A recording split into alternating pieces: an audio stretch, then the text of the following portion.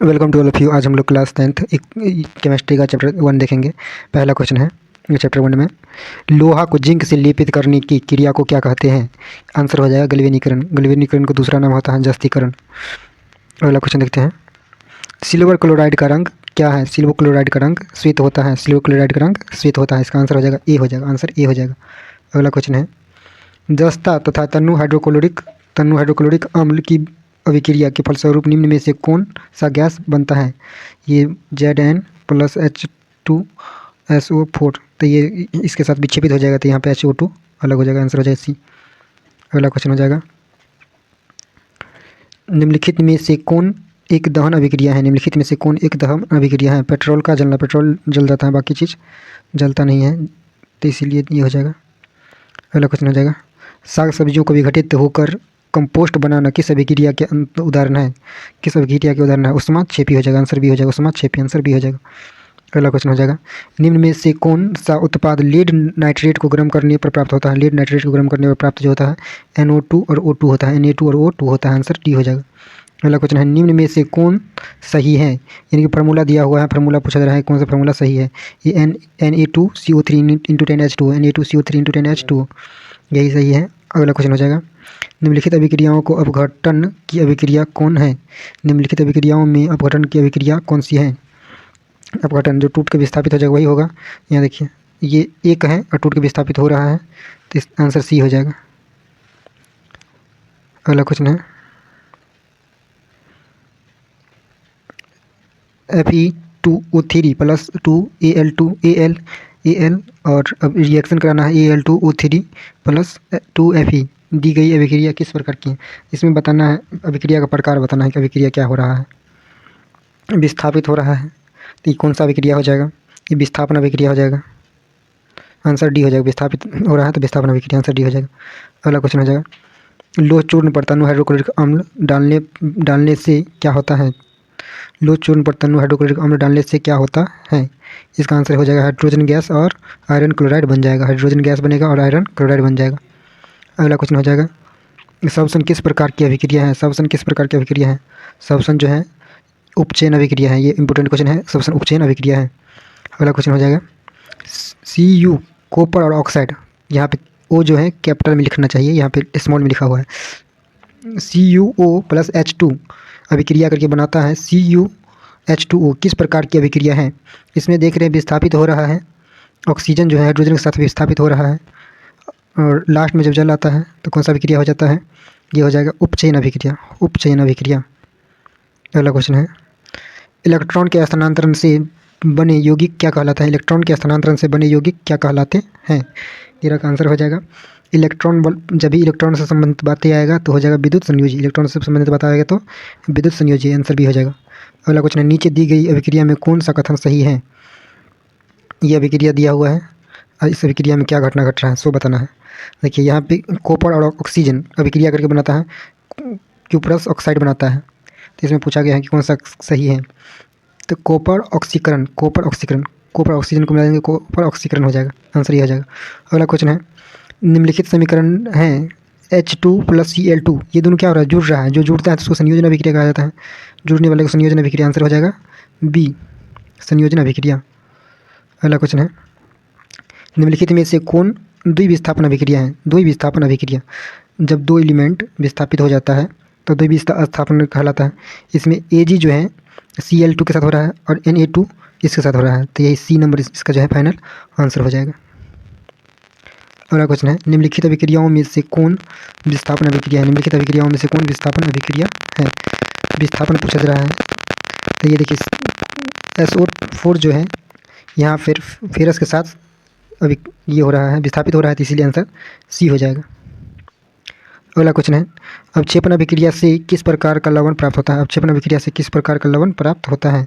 ये अविलय होता है, अविलय, आंसर बी हो जाएगा, अविलय, आंसर बी हो जाएगा। अगला क्वेश्चन है, निम्नलिखित में से कौन एक अपघटन अभिक्रिया का उदाहरण नहीं है? निम्नलिखित में से कौन एक अपघटन अभिक्रिया का उदाहरण नहीं है? देखिए, ये जुड़ रहा है, दो से एक बन रहा है, ये संयोजन का है, तो यही अपघटन का अभिक्रिया का उदाहरण नहीं है। अगला क्वेश्चन है, निम्नलिखित में से कौन एक रेडॉक्स अभिक्रिया है? रेडॉक्स अभिक्रिया उसको कहा जाता है जिसमें हाइड्रोजन और ऑक्सीजन दोनों साथ साथ रहता है, तो यहाँ देखिए जल, दोनों साथ साथ आ गया, हाइड्रोजन ऑक्सीजन, ये सी हो जाएगा। इसमें हालांकि बहुत सारा ऑब्जेक्टिव सेट हो सकता है, बट इस 20 में ही ये भी दे रहे हैं। Welcome to all of you. आज हम लोग क्लास 10th का चैप्टर 2 देखेंगे, केमिस्ट्री का। केमिस्ट्री का दूसरा चैप्टर का पहला क्वेश्चन दिया हुआ है। लिटमस विलियन में जो बैगनी रंग का रंजक होता है, यह किस पदार्थ का बना होता है? ये रंजक का पदार्थ पूछा जा रहा है, कौन से पदार्थ का बना होता है? ये लीचेन का बना होता है। लीचेन एक पौधा होता है, लीचेन का बना होता है। अगला क्वेश्चन है, 2 नंबर क्वेश्चन है, निम्नलिखित में से कौन सूचक की तरह इस्तेमाल नहीं किया जा सकता है? निम्नलिखित में से कौन सूचक की तरह इस्तेमाल नहीं किया जाता है? इसका आंसर बताना है। इसका आंसर हो जाएगा मूली। मूली को कोई सूचक के रूप में नहीं किया जाता, जबकि हल्दी का किया जाता है। तो इस सब का अम्लीय से क्षारीय पढ़े भी है प्रभाव। अगला क्वेश्चन है, 3 नंबर क्वेश्चन है, निम्नलिखित में से कौन गंधीय सूचक नहीं है? निम्नलिखित में से कौन गंधीय सूचक नहीं है? गंध देने वाला सूचक कौन नहीं है, ये पूछा जा रहा है। तो ये जो है शकरकंद किसी तरह का गंध नहीं देता है, तो शकरकंद हो जाएगा। अगला क्वेश्चन है, निम्नलिखित में से कौन द्विपक्षीय द्विक्षारकीय अम्ल है? द्विक्षारकीय अम्ल है, इसका आंसर हो जाएगा, देखिए 4 नंबर का आंसर जो हो जाएगा द्विक्षारकीय अम्ल। इसका आंसर हो जाएगा H2SO4। H2SO4 ये डी हो जाएगा आंसर। H2SO4 डी आंसर हो जाएगा। अगला क्वेश्चन है, पोटास एलम होते हैं। पोटास एलम क्या है? ये पूछा जा रहा है कि मतलब साधारण लवण है या मिश्रित लवण है, अम्लीय लवण है या दिक् लवण है? आप लोगों को बताना है। ये दिक् लवण हो जाएगा, 2 लवणों से मिलकर बनता है, इसलिए इसको दिक् लवण कहा जाता है। अगला क्वेश्चन है, एसिटिक अम्ल का दुर्लभ अम्ल, एसिटिक अम्ल एक दुर्बल अम्ल है, क्यों? एसिटिक अम्ल को दुर्लभ अम्ल क्यों कहा जाता है? आपको अम्ल 2 प्रकार के पढ़े हैं, प्रबल अम्ल और दुर्बल अम्ल। इसी तरह से क्षार भी 2 तरह के पढ़े हैं, प्रबल क्षार और दुर्बल क्षार, या उसी को भस्म कहा जाता है। तो इसका आंसर हो जाएगा, ये कम आयनित होते हैं, इसी वजह से ये दुर्बल कहलाता है, ज़्यादा रहेगा तो प्रबल कहलाएगा। अगला क्वेश्चन, निम्नलिखित में सबसे प्रबल लवण कौन है? सबसे प्रबल लवण इसमें बताना है। देखो NaCl ये शुद्ध होता है, ये फार्मूला भी होता है, नमक का फार्मूला NaCl, तो ये NaCl ही प्रबल हो जाएगा। और भी बहुत सारा नमक होता है, सोडा वोडा सब होता है। अगला क्वेश्चन, निम्नलिखित में से कौन एक से अधिक अम्लीय लवण बनाएगा? निम्नलिखित में से कौन एक से अधिक अम्लीय लवण बनाएगा? इसका आंसर हो जाएगा H3PO4 बी आंसर हो जाएगा। अगला क्वेश्चन है, 1 बिलियन किसी नीले लिटमस पत्र को लाल में परिवर्तित कर देता है। नीला लिटमस, नीला किसको कर देता है? लाल, नीला लाल में परिवर्तन करता है। तो उसका pH मान कितना होना चाहिए? pH मान कितना होना चाहिए, ये बताना है आप लोग को। इसका pH मान 6 होगा, 7 से कम होगा, तो 7 से कम एक ही डाटा दिया हुआ है, ऐसे भी अंदाजा लगा सकते हैं। देखते हैं सब, ये 7 से बड़ा है ना, देखिए इसमें दिया है। अगला क्वेश्चन है, जल के अम्लीय एवं क्षारीय विलयन किसके कारण विद्युत के सुचालक होते हैं? विद्युत के सुचालक होते हैं, किसके कारण होता है? हाइड्रोजन और OH दोनों के कारण होता है। हाइड्रोजन और OH दोनों के कारण हो जाता है, आंसर सी हो जाएगा। अगला क्वेश्चन है, निम्न में से कौन से धातु ठंडे जल से अभिक्रिया कर धातु के ऑक्साइड बनाएंगे? धातु के ऑक्साइड बनाएगा, धातु का ऑक्साइड। देखिए कॉपर जिसमें रहता है वही बनाता है, तो इसमें यहाँ पे कॉपर तो इसमें है, लेकिन सोडियम है, तो सोडियम के साथ पोटास रहेगा, पोटास बनाएगा, ये आंसर हो जाएगा। अगला क्वेश्चन, निम्नलिखित में से किस विलयन का उपयोग दीवारों की सफ़ेदी कराने के लिए किया जाता है? दीवारों की सफ़ेदी कराने के लिए प्लास्टर ऑफ पेरिस। और इसका फार्मूला क्या होता है वो पूछा जाता है। फार्मूला क्या होता है? इसका फार्मूला होता है CaOH को होल 2, CaOH के होल 2 हो जाता है, आंसर भी हो जाएगा। अगला क्वेश्चन है, निम्नलिखित में से कौन सा बुझा हुआ चूना है? बुझा हुआ चूना का फार्मूला क्या होता है? ये फार्मूला काफ़ी इंपॉर्टेंट होता है इस चैप्टर के, 2 चैप्टर के लिए। फार्मूला से कभी 5 दे देगा फार्मूला, लिखने के लिए 5 नंबर में पूछ दिया जाता है। इसका आंसर बताइए। इसका आंसर हो जाएगा बुझा हुआ चूना का CaO होता है, CaO होता है। अगला क्वेश्चन हो जाएगा, लवण Na2CO3 का जलीय विलयन का pH है, जलीय विलयन का pH मान कितना है, ये बताना है। ये 7 होगा, 7 होगा। जब लवण होता है उदासीनीकरण होगा, 7 होता है। एसिटिक अम्ल का IUPAC नाम क्या है? एसिटिक अम्ल का IUPAC नाम क्या है? IUPAC नाम ये सब काफ़ी डिटेल से पढ़े हुए हैं। इसका हो जाएगा मेथोनोइक अम्ल हो जाएगा, मेथोनोइक अम्ल, आंसर भी हो जाएगा मेथोनोइक अम्ल। अगला क्वेश्चन है, निम्नलिखित में कौन सा आयन लाल लिटमस पत्र को नीला कर देता है? देखिए वहाँ पूछा गया था नीला लाल कर देता है, यहाँ पे लाल नीला कर देता है। इसका आंसर क्या हो जाएगा? इसका आंसर हो जाएगा OH जो है OH ऑक्साइड, ये कर देता है लाल से नीला। अगला क्वेश्चन है, कोई विलयन नीले लिटमस पत्र को लाल कर देता है। नीले लिटमस पत्र, देखिए फिर से आ गया है, नीले लिटमस पत्र को लाल कर देता है। इसका pH मान कितना होगा? 7 से कम होना चाहिए, 7 से कम एक ही है, 5, उसमें आंसर में ऑप्शन में था 6, तो यहाँ पे हो जाएगा 5, 17 का हो जाएगा, ये आंसर हो जाएगा। अगला क्वेश्चन है, ऑक्जेलिक अम्ल का प्राकृतिक स्रोत निम्नलिखित में कौन है? प्राकृतिक स्रोत ऑक्जेलिक अम्ल का बताना है। ऑक्जेलिक अम्ल का प्राकृतिक स्रोत क्या है? इसका है टमाटर, इसका बी आंसर हो जाएगा। टमाटर, इसका बी आंसर हो जाएगा, खट्टा ऑक्जेलिक अम्ल, टमाटर में ऑक्जेलिक अम्ल पाया जाता है। प्लास्टर ऑफ पेरिस का रासायनिक सूत्र, देखिए प्लास्टर ऑफ पेरिस का रासायनिक सूत्र क्या है? प्लास्टर ऑफ पेरिस का रासायनिक सूत्र, ये फार्मूला तो मोस्ट भी आया है, कन्फ्यूज करने वाला ही नहीं। इसमें से जल निकल जाता है, यानी कि 1/2 हो जाता है, तो CaSO4 × 1/2 H2O हो जाता है, बी आंसर हो जाएगा। अगला क्वेश्चन, लिटमस विलियन जब जब न तो अम्लीय होता है और ना ही क्षारीय, तब यह किस रंग का होता है? किस रंग का होता है? ना अम्लीय रहेगा ना क्षारीय रहेगा, तब किस रंग का यह होगा? तब जो होगा बैगनी रंग का होगा, बैगनी रंग का होगा। सी आंसर हो जाएगा, बैगनी रंग का होगा। अगला क्वेश्चन है, किसी भी उदासीन विलयन का पीएच मान होता है, उदासीन विलयन का पीएच मान कितना होगा? उदासीन विलयन का पीएच मान 7 होगा। इसका आंसर हो जाएगा बी, 7। अगला क्वेश्चन हो जाएगा, निम्नलिखित में से कौन लवण है? लवण लवण प्रसन्न है। NaCl कहीं है? NaCl नहीं है। सोडियम है, सोडियम सल्फर ऑक्साइड है, तो ये यहाँ पे ये भी सोडा है, K2SO4 सोडा ही है, तो ये हो जाएगा सी हो जाएगा इसका आंसर। अगला क्वेश्चन है, किसी लाल तप्त आयरन पर जल वाष्प प्रवाहित करने पर कौन सा यौगिक प्राप्त होता है? कौन सा यौगिक प्राप्त होता है? तो इसमें जो हो जाएगा Fe3O4। हमारे शरीर में pH कितने परास के बीच होता है, बीच कार्य करता है? कितने परास के बीच, यानी कि अंतराल होता है। परास का मतलब कितना से कितना रेंज में रहता है तो काम करता है। ये 7.0 से लेकर 7.8 तक रहता है तो काम करता है। 7.0 से 7.8 आंसर हो जाएगा बी।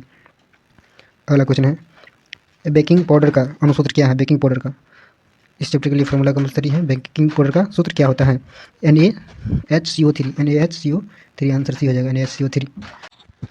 इसमें अगला क्वेश्चन में दिया हुआ है, निम्नलिखित में कौन विजातीय यौगिक है? विजातीय यौगिक, चूना, पत्थर, खड़िया और संगमरमर, तीनों का फॉर्मूला एक ही होता है, जबकि प्लास्टर ऑफ पेरिस का फॉर्मूला अलग होता है, 1/2। इसमें से पानी निकाल दिया जाता है, तो आंसर इसका हो जाएगा डी हो जाएगा। अगला क्वेश्चन है, निम्नलिखित में सेहत का कौन सा मान क्षारक विलयन का मान होता है? यहाँ पे सेहत दिया हुआ है, सेहत नहीं होना चाहिए, यहाँ पर वर्ड गलत लिखा हुआ है। इसका आंसर हो जाएगा ये 13 हो जाता है।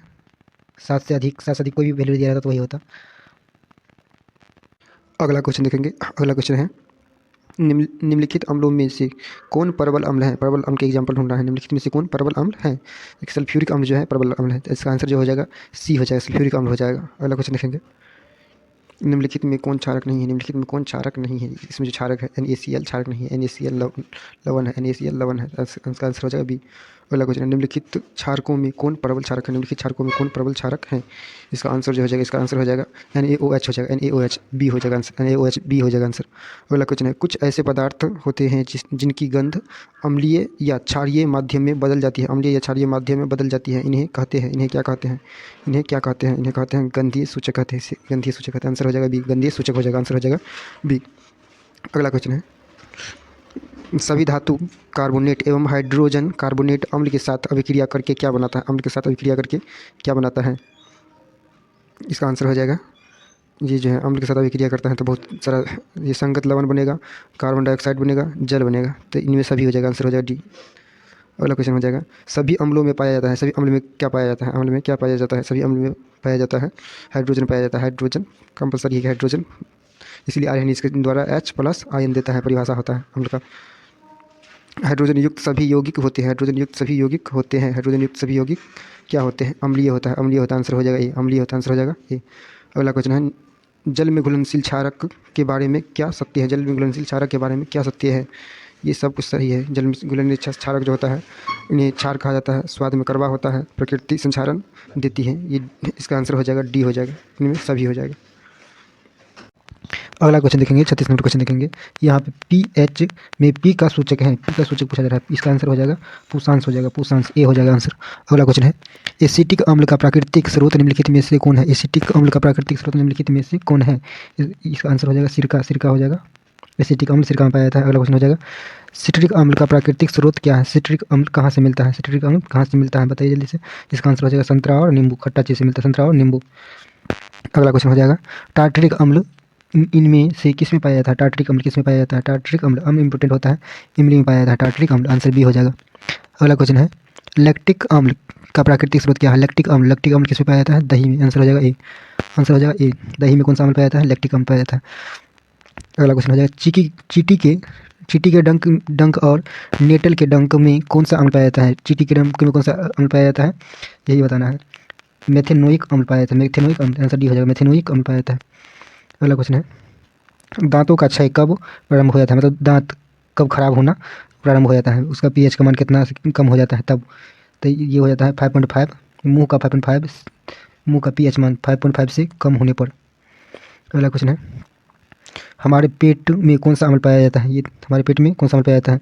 हाइड्रोक्लोरिक अम्ल पाया जाता है, आंसर सी हो जाएगा, हाइड्रोक्लोरिक अम्ल पाया जाता है, जिसका फॉर्मूला होता है HCl, फॉर्मूला होता है HCl। अगला क्वेश्चन हो जाएगा, हाइड्रोक्लोरिक अम्ल एवं सोडियम हाइड्रो ऑक्साइड के विलयन की अभिक्रिया से उत्पन्न लवण को क्या कहते हैं? उत्पन्न लवण को सोडियम क्लोराइड कहा जाता है। सोडियम क्लोराइड कहा जाता है। आंसर हो जाएगा बी। अगला क्वेश्चन है, धोने का सोडा का रासायनिक सूत्र है। धोने का सोडा का रासायनिक सूत्र क्या है? धोने का सोडा का रासायनिक सूत्र Na2CO3 into 10H2 Na2CO3 into 10H2। Answer A हो जाएगा। अगला हो जाएगा, बेकिंग सोडा का रासायनिक नाम क्या है? बेकिंग सोडा का रासायनिक नाम क्या है? Sodium hydrogen carbonate. Sodium hydrogen carbonate. Answer हो जाएगा बी। अगला क्वेश्चन हो जाएगा, बेकिंग सोडा का रासायनिक सूत्र क्या है? बेकिंग सोडा का रासायनिक सूत्र क्या है?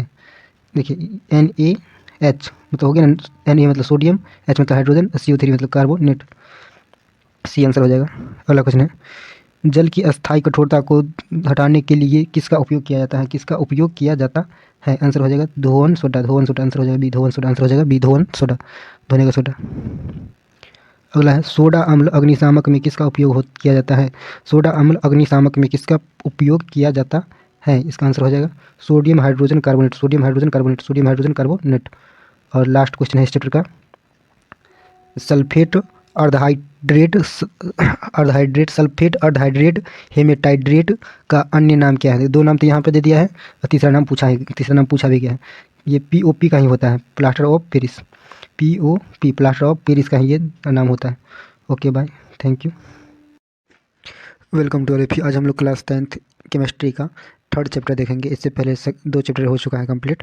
देखिए पहला क्वेश्चन है, अमलगम एक मिश्र धातु है जिसमें एक धातु हमेशा रहता है। कौन सा धातु रहता है ये बताना है। कौन सा धातु रहता है? तो इसमें हमेशा पारा रहता है, Hg, मरकरी जिसका नाम दूसरा होता है। अगला क्वेश्चन है, निम्न में से कौन सा पदार्थ ऑक्सीजन के संयोग नहीं करता है? ऑक्सीजन से संयोग नहीं करता है मतलब अभिक्रिया नहीं करता है।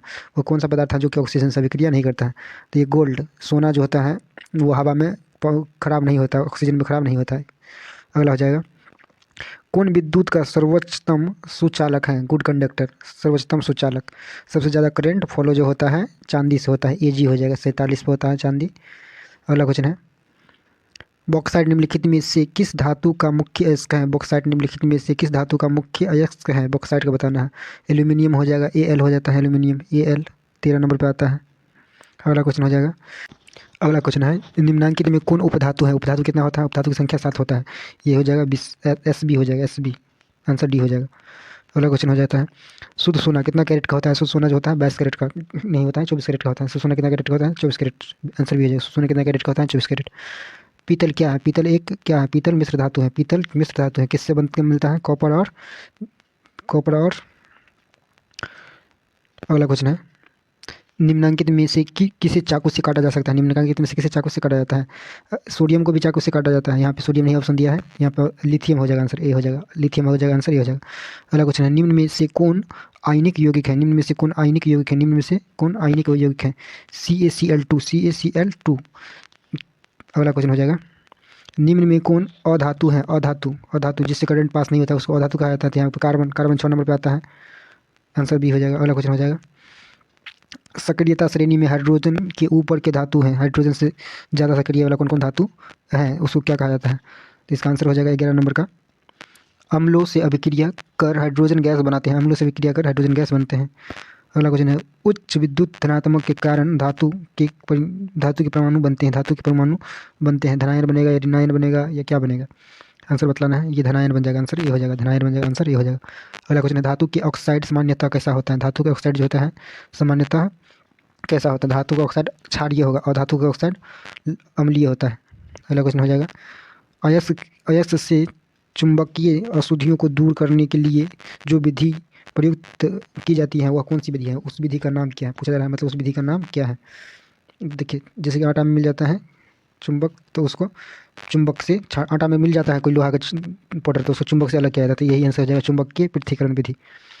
अगला क्वेश्चन है, सल्फाइड अयस्कों का सांद्रण किया जाता है। सल्फाइड अयस्क का सांद्रण किससे किया जाता है? कैसे किया जाता है? इसका आंसर जो रहता है फेन प्लवन विधि द्वारा से किया जाता है। फेन प्लवन विधि से किया जाता है। अगला क्वेश्चन है, निम्नांकित में से कौन एल्यूमिनियम का मिश्र धातु है? एल्यूमिनियम का मिश्र धातु कौन है? ये हो जाएगा मैग्रोलियम। अगला क्वेश्चन है, कॉपर का निष्कर्षण मुख्यतः किस अयस्क से किया जाता है? किस अयस्क से किया जाता है? कॉपर का निष्कर्षण मुख्यतः किस अयस्क से किया जाता है, मतलब कहाँ से कॉपर प्राप्त किया जाता है, ये पूछा जा रहा है। आंसर बताना है। क्या आंसर हो जाएगा 17 नंबर का? इसका आंसर हो जाएगा बीट, कॉपर पायराइट्स, कॉपर पायराइट्स। अगला क्वेश्चन हो जाएगा, किसी अधातु के परमाणु के बाह्यतम शेल में इलेक्ट्रॉनों की संख्या, अधातु होता है उसका बाह्यतम शेल पूरा रहता है, अधातु में बाह्यतम शेल जो होता है भरा हुआ रहता है, तो 8 हो जाएगा। अगला क्वेश्चन हो जाएगा, साधारण गंधक, साधारण गंधक, गंधक मतलब सल्फर हुआ, सल्फर मतलब 16, किस आणविक रूप में पाया जाता है, किस आणविक रूप? सल्फर, सल्फर का सिंबल ही होता है एस, ये आंसर हो जाएगा। अगला क्वेश्चन, फास्फोरस, सॉरी, इसका आणविक सूत्र पूछा जा रहा है, आणविक रूप पूछा जा रहा है, आणविक सूत्र का मतलब होता है फार्मूला, तो इसका जो फार्मूला होता है सल्फर का, जो फार्मूला होता है क्या होता है, S8 हो जाता है, सल्फर का फार्मूला आणविक रूप जो होता है S8 हो जाता है। इसी तरह से फास्फोरस का आणविक रूप, फास्फोरस का P4 हो जाएगा, फास्फोरस का P, फास्फोरस का जो है आंसर P4 हो जाएगा, P4 हो जाएगा। इसी तरीके से ऑक्सीजन का O2 फार्मूला होता है, नाइट्रोजन का N2 होता है, हाइड्रोजन का H2 होता है। इतना ही का होता है और कुछ कुछ होता है। सोना निम्नलिखित में से किस द्रव्य में घुल जाता है, सोना निम्नलिखित में से किस द्रव्य में घुल जाता है? ये जो द्रव्य में घुलता है, अम्लराज में सोना घुल जाता है, अम्लराज में, आंसर ए हो जाएगा। अगला क्वेश्चन है, कौन सा अधातु कमरे के ताप पर द्रव होता है, कौन सा अधातु कमरे के ताप पर द्रव होता है? कमरे के ताप पर द्रव कौन कौन सा होता है? ब्रोमीन होता है, ब्रोमीन होता है, आंसर ए हो जाएगा। अगला क्वेश्चन है, सीसा और टीन की मिश्र धातु को क्या कहते हैं, सीसा और टीन की मिश्र धातु को क्या कहते हैं? सोल्डर कहते हैं, सोल्डर कहते हैं, सोल्डर, आंसर ए हो जाएगा। अगला क्वेश्चन है, निम्नलिखित में से कौन अधिक अभिक्रियाशील है, निम्नलिखित में से कौन अधिक अभिक्रियाशील धातु है? अधिक अभिक्रियाशील धातु बताना है, इसका आंसर हो जाएगा Au, Au मतलब होता है सोना, Au मतलब होता है सोना। अगला क्वेश्चन हो जाएगा, निम्नांकित में से कौन अति ज्वलनशील, अति ज्वलनशील है, निम्नांकित में से कौन अति ज्वलनशील धातु है? अति ज्वलनशील बताना है। श्वेत फास्फोरस जो होता है अति ज्वलनशील होता है, ये जंगल में पाया जाता है, जल्दी जल उठता है। अगला क्वेश्चन है, विद्युत अपघटनी परिष्करण में अशुद्ध धातु को बनाया जाता है, अशुद्ध धातु को क्या बनाया जाता है? अशुद्ध धातु को एनोड, अशुद्ध धातु एनोड। अगला क्वेश्चन है, निम्नांकित में कौन सबसे अधिक अभिक्रियाशील धातु, निम्नांकित में कौन सबसे अधिक क्रियाशील धातु है? सबसे अधिक क्रियाशील धातु कौन हो जाएगा? आंसर डी हो जाएगा, के हो जाएगा, पोटेशियम होता है, 19 नंबर पर आता है पोटेशियम। अगला क्वेश्चन है, अगला क्वेश्चन है, वल्कनीकरण की प्रक्रिया में प्राकृतिक रबर के साथ निम्नलिखित में से क्या मिलाया जाता है? प्राकृतिक रबर के साथ निम्नलिखित में से क्या मिलाया जाता है? साधारण गंधक मिलाया जाता है, यानी कि सल्फर मिलाया जाता है, आंसर ये हो जाएगा, आंसर ये हो जाएगा। अगला क्वेश्चन है, 1 ग्राम सोना से कितना लंबा तार बनाया जाता है? 1 ग्राम सोना से 2 किलोमीटर लंबा तार बनाया जाता है। 1 ग्राम सोना से कितना लंबा तार? 2 किलोमीटर लंबा, इतना इसको ज़्यादा खींच सकते हैं। अगला क्वेश्चन है, कमरे के ताप पर मरकरी धातु किस अवस्था में पाई जाती है? कमरे के ताप पर मरकरी धातु किस अवस्था में पाई जाती है? आंसर क्या हो जाएगा? आंसर बी हो जाएगा, द्रव अवस्था में पाया जाता है, द्रव अवस्था में पाया जाता है। अगला क्वेश्चन है, व्यावसायिक स्तर पर एल्यूमीनियम धातु का निष्कर्षण किस अयस्क से किया जाता है? किस अयस्क से किया जाता है? किस अयस्क से किया जाता है? आंसर हो जाएगा बॉक्साइट से किया जाता है, बी हो जाएगा, बॉक्साइट से किया जाता है। अगला क्वेश्चन है, लोहे के निष्कर्षण में चूना पत्थर कैल्शियम सिलिकेट एक यौगिक बनाता है, यह यौगिक क्या कहलाता है? यह यौगिक क्या कहलाता है? यह यौगिक धातुमल कहलाता है, धातुमल कहलाता है, आंसर डी हो जाएगा, धातुमल कहलाता है। अगला क्वेश्चन हो जाएगा, किसी तत्व के गुणधर्म का दो या दो से अधिक विभिन्न रूप में प्रस्तुतिकरण तत्व की क्या कहलाती है? प्रस्तुतिकरण तत्व की क्या कहलाती है? 33 का आंसर होता है, 33 का आंसर हो जाएगा अपरूपता कहलाते हैं, जैसे अपरूपता कहलाते हैं, जैसे कार्बन के 3 अपरूप होता है। धातु की प्रकृति कैसी होती है? धातु की प्रकृति कैसी होती है? धनात्मक या ऋणात्मक, ये बताना। धातु की प्रकृति धनात्मक होगी, विद्युत के धनात्मक होता है। अगला क्वेश्चन है, लोहा एवं इस्पात को जंग से सुरक्षित रखने के लिए उन पर किस धातु की पतली परत चढ़ाई जाती है? ये इंपॉर्टेंट क्वेश्चन है, बहुत ज़्यादा इंपॉर्टेंट क्वेश्चन है। जिंक का परत चढ़ाया जाता है, आंसर डी हो जाएगा, जिंक का परत चढ़ाया जाता है, आंसर डी हो जाएगा। अगला क्वेश्चन है, किस रासायनिक यौगिक को गर्म करने पर प्लास्टर ऑफ पेरिस प्राप्त किया जा सकता है? प्लास्टर ऑफ पेरिस प्राप्त किया जा सकता है। किसको गर्म करेंगे? जिप्सम को गर्म कर देंगे तो प्लास्टर ऑफ पेरिस मिल जाएगा, आंसर बी हो जाएगा, आंसर बी हो जाएगा, जिप्सम। अगला क्वेश्चन है, अभिक्रियाशीलता के क्रम, ये तो आपको वैलेंसी याद रखना पड़ेगा, उसके अकॉर्डिंग बनेगा, ऐसे तो बनेगा नहीं, वैलेंसी निकाल के बनेगा, तो इसमें हो जाएगा, ये सी हो जाएगा, मैग्नीशियम, उसके बाद एल्यूमिनियम आएगा। अगला क्वेश्चन है, अगला क्वेश्चन है, एकारेजिया किस अनुपात में सांद्र हाइड्रोक्लोरिक अम्ल एवं सांद्र नाइट्रिक अम्ल का ताज़ा मिश्रण होता है? ताज़ा मिश्रण होता है, ये हो जाएगा 3:1, 3:1, आंसर सी हो जाएगा, 3:1, आंसर सी हो जाएगा। अगला क्वेश्चन है, अपने शुद्ध रूप में धातु की अपने शुद्ध रूप में अपने शुद्ध रूप में धातु की सतह होती है। धातु का सतह कैसा होता है ये बताना है। चमकदार होता है, चमकदार होता है। अगला क्वेश्चन हो जाएगा, धातु का पतले तार के रूप में खींचने की क्षमता को क्या कहते हैं? धातु का पतले तार के रूप में खींचने की क्षमता को क्या कहा जाता है? तन्यता कहा जाता है। आंसर हो जाएगा बी, तन्यता कहा जाता है। अगला क्वेश्चन है, कुछ धातुओं को पीट कर पतली चादर बनाया जा सकता है, इस गुणधर्म को क्या कहते हैं? इस गुणधर्म को आघातवर्धनीयता कहते हैं। आंसर बी हो जाएगा। आंसर बी हो जाएगा। 41 का आंसर बी हो जाएगा। अगला क्वेश्चन है, जो धातुएं कठोर सतह से टकराने पर आवाज़ उत्पन्न करती हैं उन्हें क्या कहते हैं? उन्हें क्या कहते हैं? ये आंसर हो जाएगा बी, ध्वनिक सोनोरस। अगला क्वेश्चन है, सबसे अधिक तन्य धातु कौन है? सबसे अधिक तन्य धातु कौन है? यानी सबसे ज़्यादा दूर तलम्बा किससे फैलाया जाता है? किस धातु को फैलाया जाता है? सोना को। 1 ग्राम सोना को कितना? 2 किलोमीटर तक। अगला क्वेश्चन हो जाएगा, इनमें से कौन अधातु होते हुए भी चमकीला होता है? कौन अधातु है फिर भी चमकीला होता है? आयोडीन अधातु है फिर भी चमकीला होता है। सबसे कठोर प्राकृतिक पदार्थ कौन है? सबसे कठोर पदार्थ जो बनाया जाता है, हीरा का बनाया जाता है। हीरा क्या है? अधातु है। अगला क्वेश्चन है, एल्यूमिनियम पर मोटी ऑक्साइड की परत बनाने की प्रक्रिया को क्या कहते हैं? मोटी ऑक्साइड की प्रक्रिया बनाने का ये लास्ट क्वेश्चन है, एनोडीकरण कहा जाता है। और यही इस चैप्टर का लास्ट है। Okay bye, welcome to all of you. आज हम लोग क्लास 10th केमिस्ट्री का 4 चैप्टर देखेंगे। 4 चैप्टर में बहुत ज़्यादा क्वेश्चन सेट होता है, लेकिन इसमें मात्र 25 क्वेश्चन देखते हैं। देखिए, पहला क्वेश्चन है, मीथेन का आणविक सूत्र C2H6 है, इसमें है कितना बंधन होगा? ये बताना है कि C6H6 जब रहेगा तो बंधन कितना होगा? तो 7 सहसंयोजी बंधन हो जाएगा। 7 सहसंयोजी बंधन हो जाएगा। 1 2 1 2 3 4 5 6 6 1 7, तो यही इसमें होगा। अगला क्वेश्चन है, ब्यूटेनोन यौगिक हैं, ब्यूटेनोन यौगिक है चतुर कार्बन जिसका प्रकार्यात्मक समूह है। क्या, कौन सा समूह है? समूह बताना है। तो ये एल्डिहाइड समूह का होता है ब्यूटेनोन। नोन लग गया इसलिए एल्डिहाइड समूह का हो जाएगा। 4 नंबर पे आता है, खाना बनाते समय यदि बर्तन की तली बाहर से काली हो रही है जो इसका मतलब है, इसका मतलब क्या है? इसका मतलब है कि ईंधन पूरी तरह से नहीं जल रहा है। पूरी तरह से जलेगा तो कार्बन नहीं देगा। आंसर भी हो जाएगा। अगला क्वेश्चन है, सरलतम हाइड्रोकार्बन है, सरलतम हाइड्रोकार्बन कौन सा है? सो बताना। सरलतम हाइड्रोकार्बन मीथेन होता है। मीथेन का फॉर्मूला क्या होता है? CH4 हो जाता है। अगला क्वेश्चन है, कार्बन हाइड्रोजन के संयोग से बनता है। कार्बन हाइड्रोजन के संयोग से बनता है, क्या बनता है, क्या बन जाता है? ये बताना। आंसर हाइड्रोकार्बन बन जाता है। हाइड्रोकार्बन बन जाता है। अगला क्वेश्चन है, वायुमंडल में CO2 गैस की उपस्थिति है, वायुमंडल में CO2 गैस की उपस्थिति कितना प्रतिशत है? प्रतिशत बताना है। और ये VBI क्वेश्चन है। 0.03%, 0.03%। सल्फ्यूरिक अम्ल का अनुसूत्र होता है, सल्फ्यूरिक अम्ल H2SO4। सल्फ्यूरिक अम्ल का अनुसूत्र क्या हो जाएगा? H2SO4। आंसर हो जाएगा बी। अगला क्वेश्चन है, कार्बोक्सिलिक एसिड समूह कौन है? कार्बोक्सिलिक एसिड समूह कौन है? आंसर हो जाएगा COOH हो जाएगा। COOH होता है। अगला क्वेश्चन है, अगला क्वेश्चन, इथोलीन में कार्बन के बीच 2 अबंध मौजूद हैं, जिनमें क्या होता है? जिनमें दोनों सिग्मा होता है और एक दोनों सिग्मा बंधन होता है, दोनों सिग्मा बंधन होता है। अगला क्वेश्चन है, इथेन में कितने सहसंयोजी बंधन होता है? इथेन का फॉर्मूला क्या होता है? CH3 हो जाता है। तो कितना हो जाएगा? Carbon carbon carbon carbon carbon, कितना हो रहा है?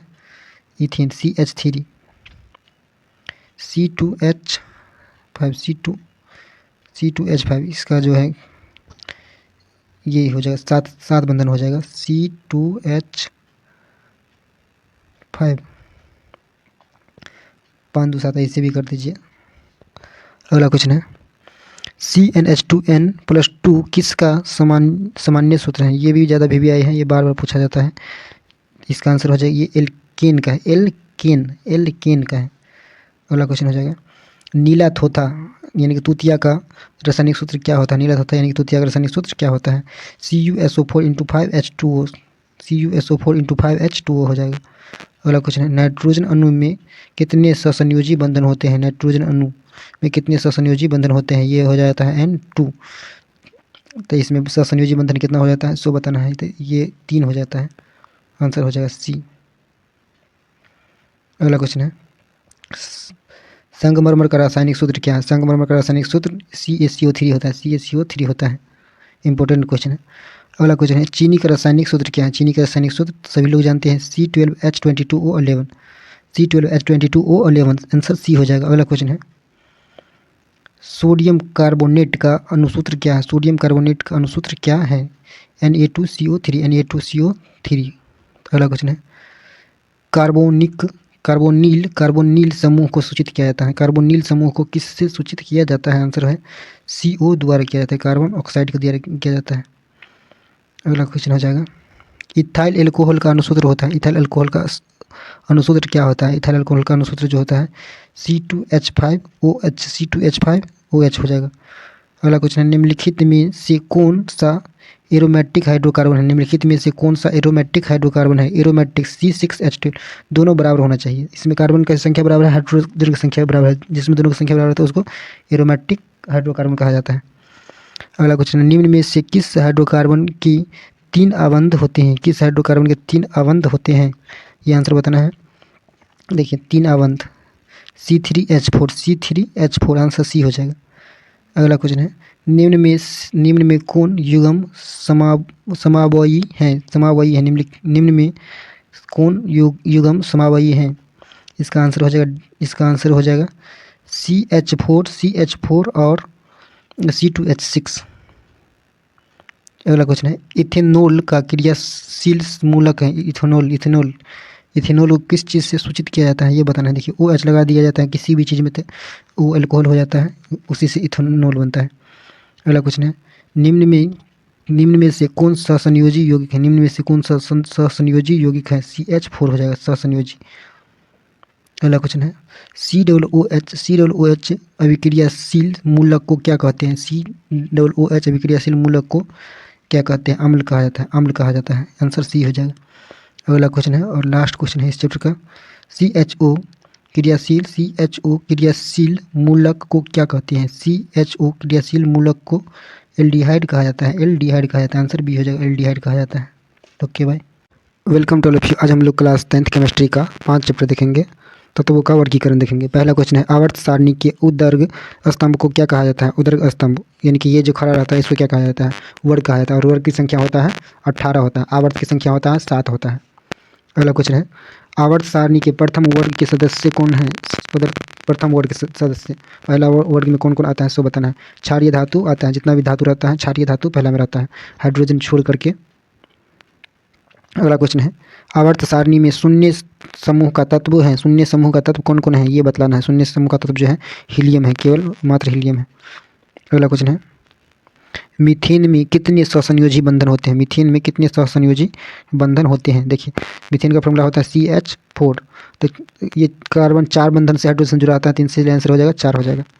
अगला हो जाएगा क्वेश्चन आधुनिक आवर्त सारणी में तत्वों का वर्गीकरण का आधार क्या है? आधुनिक तत्व सारणी में तत्वों का जो आधार है क्या है? परमाणु संख्या है, आंसर डी हो जाएगा। अगला क्वेश्चन है अमोनिया में अणु में नाइट्रोजन एवं हाइड्रोजन के परमाणुओं की संख्या का अनुपात क्या है? परमाणुओं की संख्या का अनुपात 1:3 होता है, 1:3 होता है, सी हो जाएगा। अगला क्वेश्चन है लोहे की परमाणु की संख्या है, लोहे की परमाणु की संख्या कितना होता है ये बताना। लोहे की परमाणु की संख्या लोहा यानी कि Fe कितने नंबर पे आता है? 26 नंबर पे आता है, Fe 26 नंबर पर, आंसर बी हो जाएगा, आंसर बी हो जाएगा। अगला क्वेश्चन है आधुनिक आवर्त सारणी में वर्गों की संख्या होती हैं। अभी इससे पहले बताए थे वर्ग कितना होता है, वर्ग की संख्या 18 हो जाता है, आंसर कितना हो जाएगा? बी हो जाएगा, आंसर बी हो जाएगा, 18। अगला क्वेश्चन है ओजोन के एक अणु में ऑक्सीजन के परमाणुओं की संख्या कितना हो जाता है? ओजोन O3 होता है, ओजोन का O3, तो इसमें जो होता है कितना हो गया? 3 हो जाता है ऑक्सीजन। अगला क्वेश्चन है आवर्त सारणी में कितने आवर्त होता है? देखिए पूछ दिया आवर्त सारणी में कितने आवर्त होता है, ये 7 हो जाएगा, वर्ग कहेगा तो 18 हो जाएगा। अगला क्वेश्चन हो जाएगा हीलियम कैसा तत्व है? हीलियम जो है कैसा तत्व है? ये अक्रिय गैस है, हेलिना करे रब से फरियाद, ये ठीक होता है। 18 नंबर ग्रुप में जितना भी तत्व होता है 18 नंबर वर्ग में सारा का सारा अक्रिय गैस होता है। आवर्त सारणी में कितने आवर्त होता है? देखिए यही बात अभी पहले भी पढ़े थे, कितने आवर्त होता है? 7 आवर्त हो जाएगा, आंसर हो जाएगा ए। अवर्ग 18। अगला क्वेश्चन है, त्रिक का त्रिबिंदु नियम जो होता है उसी को कहा जाता है। त्रिक का नियम निम्नलिखित में से किसने प्रतिपादित किया था? किसने प्रतिपादित किया था? न्यू डोबरेनर ने किया था। किसने किया था? डोबरेनर। आंसर बी हो जाएगा, आंसर बी हो जाएगा। अगला क्वेश्चन, अष्टक का नियम निम्नलिखित में से किसके द्वारा प्रस्तुत किया गया था? अष्टक का नियम कौन दिया था? अष्टक का नियम डोबरेनर ने दिया था। अष्टक का नियम डोबरेनर ने दिया था। अष्टक का नियम कौन दिया था? डोबरेनर। अगला क्वेश्चन हो जाएगा, मेंडलीफ की मेंडलीफ की आवर्त नियम के अनुसार तत्वों का गुणधर्म उनके गुणधर्म इनमें से किसका आवर्त का फलन होता है? किसका आवर्त का फलन होता है? परमाणु द्रव्यमान के होता है उसके अनुसार, मेंडलीफ के अनुसार। अगला क्वेश्चन हो जाएगा, मेंडलीफ ने तत्वों को किसके बढ़ते क्रम में वर्गीकृत किया? यानी कि परमाणु संख्या के बढ़ते क्रम या परमाणु द्रव्यमान या क्या, यही बताना है। तो इसका आंसर हो जाएगा परमाणु द्रव्यमान हो जाएगा, आंसर सी हो जाएगा, आंसर सी हो जाएगा, परमाणु द्रव्यमान। अगला क्वेश्चन है, आवर्त सारणी में किसी समूह विशेष में तत्वों के विद्युत धनात्मक अभिलक्षण ऊपर से नीचे की ओर आने पर क्या होता है? बढ़ता है या घटता है? क्या हो जाता है? बढ़ता है। आंसर हो जाएगा ये हो जाएगा, बढ़ता है। अगला क्वेश्चन है, आवर्त सारणी में किसी आवर्त में बाएं से दाएं जाने पर तत्वों के ऑक्साइड की अम्लीय प्रकृति क्या होती है? अम्लीय प्रकृति क्या होता है? बढ़ता है। आंसर भी हो जाएगा, बढ़ता है, आंसर भी हो जाएगा। अगला क्वेश्चन है, निम्नलिखित में से सबसे अधिक अभिक्रियाशील हेलोजन कौन सा है? हेलोजन कौन सा है? फ्लोरीन हो जाएगा, फ्लोरीन, जो कि 9 नंबर पर आता है, सिंबल एफ होता है। अगला क्वेश्चन हो जाएगा, निम्नलिखित में से सबसे अधिक क्षारीय होता है? सबसे अधिक क्षारीय कौन होता है? सबसे अधिक क्षारीय जो होता है Na2O होता है, Na2O होता है, नाइट्रस Na2 मतलब सोडियम ऑक्साइड होता है। अगला क्वेश्चन होता है, आवर्त सारणी के समूह पहला के तत्व कहलाते हैं। पहला का तत्व क्या कहलाता है? आवर्त सारणी 1 में जो भी तत्व रहता है उसको क्या कहा जाता है? ये बताना है आप लोग को, कमेंट करके जल्दी से बताना है। ये हो जाएगा क्षार धातु होता है, आंसर सी हो जाएगा, क्षार धातु। अगला क्वेश्चन है, मैग्नीशियम आवर्त सारणी के किस समूह का सदस्य है? मैग्नीशियम कौन सी आवर्त में आता है? ये बताना है, मैग्नीशियम कौन सी आवर्त में आता है? ये दूसरा समूह में आता है, अगला क्वेश्चन हो जाएगा, तत्वों के निम्नलिखित जोड़ों में किनके रासायनिक आचरण समान होंगे? किसके रासायनिक आचरण समान होंगे? ये जो है नाइट्रोजन एवं फास्फोरस का समान हो जाएगा, नाइट्रोजन और फास्फोरस का समान हो जाएगा। अगला क्वेश्चन, निम्नलिखित तत्वों में से किसकी संभावना है कि यह आधात्विक अभिलक्षण को प्रदर्शित कर सकता है? आधात्विक अभिलक्षण को प्रदर्शित कर सकता है। इसका आंसर हो जाएगा ब्रोमीन। अगला क्वेश्चन है, आधुनिक आवर्त सारणी का दृढ़तम रूप किसकी प्रस्तुतिकरण है? आंसर हो जाएगा बी हो जाएगा, आंसर बी हो जाएगा, मोल्जे। अगला क्वेश्चन, निम्नलिखित तत्वों में से कौन सबसे अधिक आधात्विक गुणधर्म को प्रदर्शित करता है? आधात्विक गुणधर्म को प्रदर्शित करता है, आंसर हो जाएगा बी, क्लोरीन, आंसर हो जाएगा बी, क्लोरीन। अगला क्वेश्चन है, किसने कहा कि तत्वों के मूल गुणधर्म उनकी परमाणु संख्याएं हैं, न कि परमाणु द्रव्यमान? किसने कहा था? ये किसने कहा था? मेंडलीफ ने कहा था। किसने कहा था? मेंडलीफ ने कहा था। आंसर हो जाएगा, एक मिनट, मेंडलीफ तो ये बात नहीं कहे हुए थे, ये मोस्ले कहे हुए थे, यहाँ पे गलत लिखा हुआ है, मोस्ले। आधुनिक आवर्त सारणी के पिता मोस्ले को ही कहा जाता है। अगला क्वेश्चन लिखा हुआ है, आधुनिक आवर्त नियम के अनुसार तत्व का गुणधर्म क्या है? ये बताना। तत्व का गुणधर्म है परमाणु संख्या का आवर्त फलन है, आंसर बी हो जाएगा। अगला क्वेश्चन है, आधुनिक आवर्त सारणी में बाईं से दाईं ओर जाने पर परमाणु का साइज क्या होता है? बढ़ता है या घटता है? परमाणु का साइज बढ़ जाता है, आंसर हो जाएगा ये।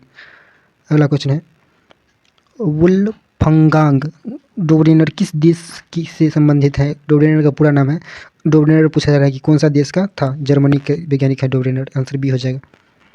अगला क्वेश्चन, मेंडलीफ का जन्म कब हुआ था? डेट बताइए, मेंडलीफ का जन्म कब हुआ था? मेंडलीफ का जन्म का डेट बताना। 1934 में हुआ था, 1934 में हुआ था। अगला क्वेश्चन है, भारतीय संगीत प्रणाली में संगीत के कितने सुर होते हैं? सो बताना, संगीत के कितने सुर होता है? 7 स्वर होता है, सा रे ग म प ध नी। अगला क्वेश्चन हो जाएगा, जब मेंडलीफ ने अपना कार्य आरंभ किया तब कितने तत्व था? मेंडलीफ के समय में तत्वों की संख्या पूछा जा रहा है कि मेंडलीफ के समय में कितना तत्व था? 63 था, 63 था। आंसर डी हो जाएगा। अगला क्वेश्चन है, आधुनिक आवर्त सारणी में परमाणु साइज से क्या पता चलता है? आधुनिक आवर्त सारणी में परमाणु साइज से क्या पता चलता है? तो परमाणु की त्रिज्या पता चलता है, परमाणु की त्रिज्या पता चलता है। आंसर बी हो जाएगा। अगला क्वेश्चन है, 1 पिकोमीटर कितनी मीटर के बराबर होता है? 1 पिकोमीटर कितने मीटर के बराबर होता है? ये आंसर बताना है आप लोग को। ये हो जाएगा 10⁻12 मीटर, 10⁻12 मीटर। आंसर सी हो जाएगा। अगला क्वेश्चन है, किसी भी तत्व की संयोजकता कैसे निर्धारित की जाती है? किसी भी तत्व की संयोजकता कैसे निर्धारित की जाती है? इसका आंसर हो जाएगा, ये हो जाएगा इलेक्ट्रॉन की संख्या से, इलेक्ट्रॉन की संख्या से। अगला क्वेश्चन है, खत्म हो गया, इतना ही क्वेश्चन था। Okay bye.